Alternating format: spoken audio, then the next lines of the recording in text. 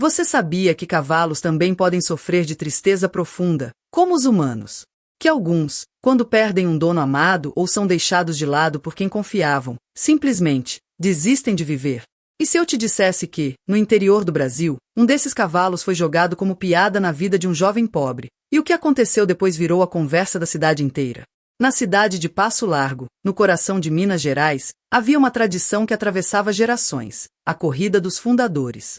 Todo mês de setembro, os fazendeiros mais ricos desfilavam seus cavalos mais potentes pelas ruas de terra batida, competindo não só por troféus, mas por prestígio e controle simbólico do território. Era o tipo de evento onde nome e sobrenome valiam mais que velocidade. Entre os espectadores, Mateus assistia de longe. Aos 17 anos, com os ombros marcados pelo peso das caixas que descarregava no mercado, ele não sonhava com medalhas. Sonhava em pagar o aluguel no fim do mês. Vivia com a mãe em uma casa simples, de telhado torto e quintal de barro batido. Ainda assim, algo dentro dele o fazia ir todos os anos à praça principal, não para assistir à corrida, mas para sentir que pertencia àquilo, mesmo que ninguém o visse. Até que naquele ano, tudo mudou. Na tarde anterior à corrida, o centro da cidade fervilhava. Gente vinda de sítios distantes, vendedores de pastel gritando suas promoções, repórteres locais preparando câmeras para transmitir o evento. E foi nesse burburinho que a humilhação chegou disfarçada de presente. O coronel Vicente Bragança, dono de terras que ocupavam quase um terço da região, apareceu com um cavalo cinza, ossudo e aparentemente manco, conduzido por um dos vaqueiros. Com um sorriso debochado, chamou Mateus no meio da multidão. "Olha aí, garoto. Você vivia dizendo que queria competir, né? Pois agora vai ter a sua chance." O povo se virou. Alguns já riam sem entender. Mateus se aproximou sem saber o que esperar. Quando olhou para o animal, sentiu o estômago embrulhar. Ele não era apenas velho. Ele parecia esquecido. "Tá aí, ó", continuou o coronel, batendo palmas como se tivesse feito uma doação generosa. "Um cavalo à altura do seu talento. Está meio gasto, meio torto, mas combina com você." As gargalhadas vieram em ondas. Não foi só o presente. Foi o tom, o veneno da frase. A cidade inteira ria, e não era do cavalo, era dele. Mateus podia ter virado as costas. Podia ter deixado o cavalo ali mesmo. Mas naquele instante, algo improvável aconteceu. O cavalo, que mantinha a cabeça baixa até então, ergueu os olhos e encarou Mateus. Um olhar seco, sem brilho, mas vivo. Um tipo de reconhecimento. E então, como se soubesse que estavam no mesmo lado da piada, ele se aproximou com esforço e encostou o focinho no peito do rapaz. "Silêncio." Mateus sentiu o coração bater diferente. "Obrigado, coronel. De verdade." "Uaceto." O velho riu, sem entender se era coragem ou ironia. E a cidade? A cidade nem sabia, mas naquele instante, algo havia mudado. E aquele cavalo, o tal cavalo velho que ninguém queria, estava prestes a mostrar que ainda havia muita estrada em seus cascos. Naquela noite, enquanto a cidade se preparava para dormir, Mateus empurrava o portão de madeira de casa com o cavalo ao lado. O céu estava sem lua e a luz da única lâmpada da varanda tremeluzia como se hesitasse em iluminar aquela cena. "Filho, o que é isso?" Dona Elza, lavadeira de voz firme e mãos calejadas, largou o balde de roupas molhadas e se aproximou. Ela olhou para o cavalo com o mesmo olhar que usava quando via o dinheiro da feira acabar antes do fim da semana. "Isso, mãe, é o presente do coronel. Para eu competir amanhã." A mulher franziu a testa. A luz amarelada deixava ainda mais evidente os ossos do animal, a pelagem sem brilho e a perna traseira que tremia a cada passo. "Isso aí não é presente, Mateus. Isso é escárnio." Ele não respondeu. Apenas fez um carinho no pescoço do animal, que suspirou como se soltasse um peso de anos. Era claro até para quem não entendia nada de cavalo, aquele bicho não era velho. Era abandonado. Segundo um estudo da UFMG de 2018 sobre animais de tração no Sudeste brasileiro, mais de 60% dos cavalos utilizados em áreas rurais apresentam sinais de negligência física ou emocional, resultado de maus tratos, fome e solidão. E, embora pouco se fale disso, cavalos também sofrem de luto. Mateus sabia disso intuitivamente. Desde pequeno, percebia coisas que os outros ignoravam. Quando criança, recolhia passarinhos feridos e escondia debaixo da cama até curá-los. Quando via alguém sendo humilhado na escola, mesmo franzino, se metia no meio. Era esse mesmo instinto que agora o fazia olhar para aquele cavalo como algo mais que carcaça. Com algumas tábuas e uma lona furada, improvisou um abrigo no quintal. Forrou o chão com palha seca emprestada por um vizinho e puxou uma extensão da tomada da cozinha para ligar uma lâmpada pendurada por um fio. E foi sob essa luz fraca que notou algo curioso: marcas circulares na pata dianteira.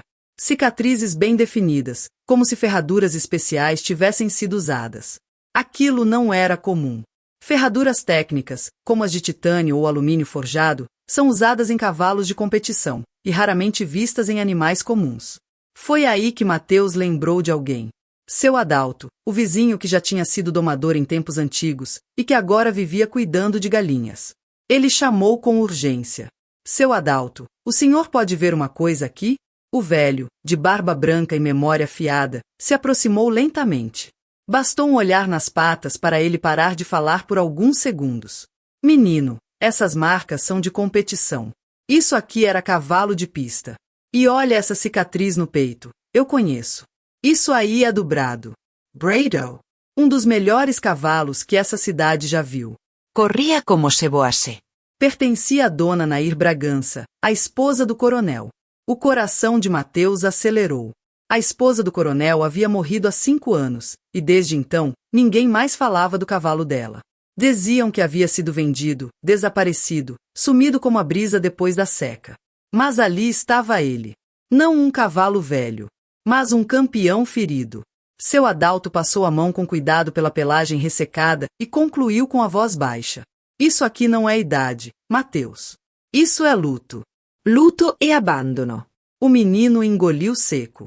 O que até ontem era só um desafio agora parecia um dever. Brado não precisava apenas ser curado. Ele precisava ser lembrado. O dia seguinte amanheceu cinzento, com aquele tipo de neblina que parece sussurrar dúvidas. Mateus acordou antes do sol e, ainda de olhos inchados, foi direto ao abrigo improvisado. Brado estava de pé. Respirava devagar, como quem mede os próprios limites. Os olhos, antes vazios, agora tinham um traço de alerta. Não era força, era presença. Mateus percebeu que algo havia mudado. E não era apenas no cavalo. Era nele. Desde a noite anterior, algo inquietava seus pensamentos. Por que continuar? Por que insistir numa corrida que todo mundo já dava como perdida? Por que arriscar, sendo que R$ 500, valor oferecido por um comerciante para que ele desistisse, dariam para pagar o aluguel de 2 meses e ainda sobraria para comida? Mas a resposta não estava na lógica. Estava no que Brado representava. Na vida de quem nasce pobre, as escolhas nunca são simples. Cada passo vem com uma renúncia. E, muitas vezes, é preciso escolher entre dignidade e sobrevivência. Entre aceitar a humilhação calado ou resistir mesmo quando todos riem. E é aí que entra um conceito pouco falado, mas presente em histórias como essa: dignidade silenciosa. Dignidade silenciosa é o tipo de força que não faz alarde. Não grita. Não exige plateia. É aquela que se manifesta no jeito de levantar a cabeça depois de ser desprezado. No esforço de cuidar de alguém ou de algo, mesmo quando tudo parece em vão. Mateus nunca tinha ouvido esse termo. Mas vivia isso todos os dias. Brado também. Cavalos, como humanos, são criaturas que sentem o ambiente. E pesquisas comprovam isso. Segundo um estudo da Universidade de Sussex, Reino Unido, cavalos conseguem reconhecer expressões humanas e responder emocionalmente a elas. Sentem tensão, tristeza, confiança. Isso significa que Brado não estava apenas reagindo aos cuidados físicos, ele estava se conectando ao espírito de Mateus. Ali estavam 2 seres machucados. 2 esquecidos. E, no entanto, de pé. Naquela manhã, enquanto limpava os cascos com delicadeza e dava ao cavalo um pouco da ração que conseguiu fiado, Mateus tomou sua decisão. Se for para cair, que seja tentando. Mas não vou vender minha vergonha por conforto. Não havia plateia ali. Nem aplausos. Mas naquele abrigo de tábuas tortas, 2 corações aprendiam o que significa não ser forte, mas ser firme. Naquela tarde, o ar em Passo Largo estava mais pesado que o normal. Nem o calor era o mesmo, era uma inquietação espalhada no vento, como se algo estivesse prestes a acontecer.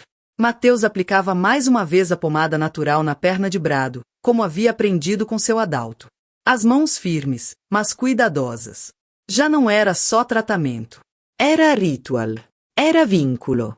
Foi então que o inesperado chegou andando devagar, mas com o peso de um trovão, o coronel Vicente Bragança. E aí, campeão? Cuidando da herança, é? Mateus se levantou devagar, limpando as mãos em um pano velho. Ele está melhor, sim, senhor. O coronel olhou em volta. O abrigo, a comida simples, a ração vencida misturada com feno, tudo denunciava escassez. Ouvi dizer que você recusou o dinheiro do Toninho. Quinhentão é muito para quem vive de carregar caixa. Mateus não respondeu. O coronel se aproximou do cavalo e o observou por alguns segundos. Depois, baixou o tom da voz. Vou te dizer só uma vez, moleque. Esse bicho aí é problema meu. E se você continuar com essa palhaçada, eu arrumo um jeito de tirar vocês dois daqui. A frase não era gritada, mas doía mais que um tapa. Era o tipo de ameaça que não vem com faca, vem com aluguel atrasado, com favores negados, com a cidade inteira virando a cara. Era assim que o poder funcionava ali, sorrindo enquanto te esmagava. Mas Mateus, mesmo com o medo preso no peito, respondeu com algo que o coronel não esperava. O senhor já tirou tudo da vida desse cavalo. Eu não vou deixar tirar o resto. Por alguns segundos, o silêncio se tornou insuportável. O coronel franziu a testa, medindo se valia a pena continuar. Mas antes que pudesse dizer qualquer coisa, a filha dele surgiu no portão. Isabel. Pai, deixa ele. Vicente virou-se devagar, surpreso com a presença da filha. Isso é assunto de homem, menina. Não. Isso é assunto de alma. E o senhor sabe disso. Ela entrou no abrigo sem pedir permissão. Pegou a escova de crina e começou a pentear Brado, com movimentos firmes e carinhosos. Aquele cavalo não é mais uma piada. Ele é um reflexo. Espelho. Da covardia, da memória apagada e do que ainda pode ser resgatado. O coronel nada disse. Apenas virou as costas e foi embora, com passos pesados e silenciosos. Pela primeira vez, Mateus viu algo quebrado na postura daquele homem. Naquela noite, enquanto terminavam os cuidados, Isabel contou toda a verdade. Brado havia sido o cavalo da mãe. Quando ela adoeceu, passou os últimos meses cuidando dele.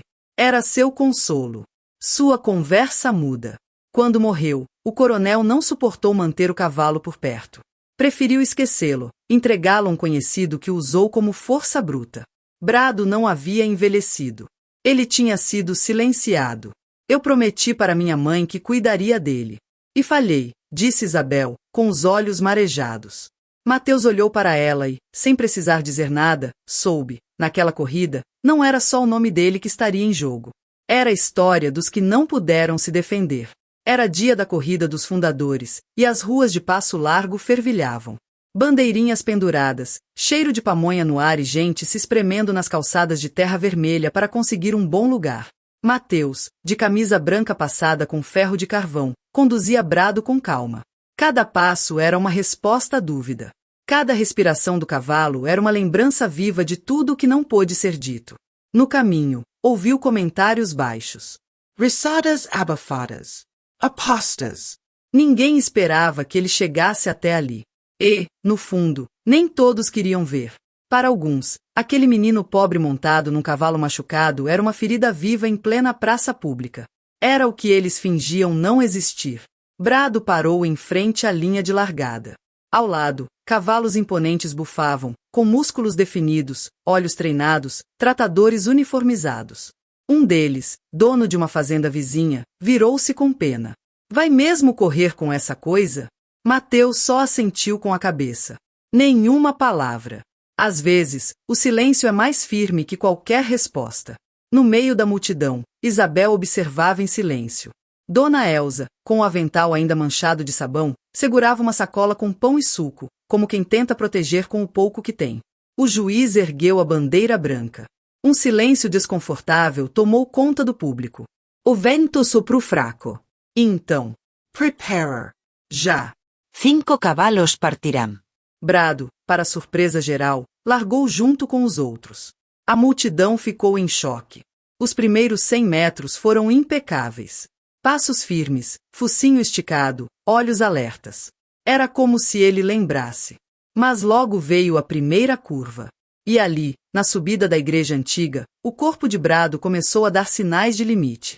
A pata traseira, ainda enfraquecida, falhou por um segundo. E o cavalo tropeçou. Mateus puxulevamentias ridias, quorendo Olivia ador. Mas o animal não parou. Recuperou o equilíbrio e seguiu, mesmo mais lento. Mesmo mancando. Mesmo ficando para trás. Naquele momento, ninguém falava. O barulho da corrida deu lugar ao silêncio desconcertado de quem não sabe se aplaude ou reza. Brado não estava correndo para vencer. Estava correndo para não ser esquecido. Na última curva, enquanto os outros cavalos já se aproximavam da linha de chegada, Mateus sentiu o corpo de Brado estremecer. Quis parar. Mas então lembrou do que Isabel havia dito. Esse cavalo não quer vencer. Ele só quer ser visto. E foi exatamente isso que aconteceu. Quando Brado cruzou a linha por último, a praça inteira ficou de pé. Não por pena, mas por respeito. Porque mesmo quem passou a vida sendo ignorado, quando insiste em continuar, obriga o mundo a prestar atenção. Mateus Desmond tu devagar. Brado parou com as patas bambas, o peito arfando pesado, mas de pé. Não havia sorrisos largos nem faixas douradas ao redor. Mas havia algo que ele nunca havia experimentado antes: olhos atentos. Olares diferentes. Silenciosos. Profundos. Isabel se aproximou, ignorando os olhares dos que antes a criticavam. Tocou o focinho do cavalo com os dedos tremendo. Você conseguiu, sussurrou, quase num choro contido. Você voltou. Mateus, com a mão ainda no pescoço do animal, respirava fundo. Não havia medalha. Nem troféu. Mas havia algo maior. Ninguém mais ria. Pela primeira vez, ele não era visto como o filho da lavadeira ou o menino da caixa no mercado. Ele era Mateus. Aquele que não desistiu. Que pegou o que sobrou e tratou como sagrado. Que viu dignidade onde os outros só enxergavam descarte. O coronel Vicente, parado ao fundo, observava tudo sem conseguir se mover. Os olhos fixos no cavalo que um dia fora o reflexo do amor de sua esposa. Um animal que ele quis apagar da memória, mas que agora, diante de toda a cidade, reerguia-se mais do que o próprio corpo. Reerguia uma história inteira.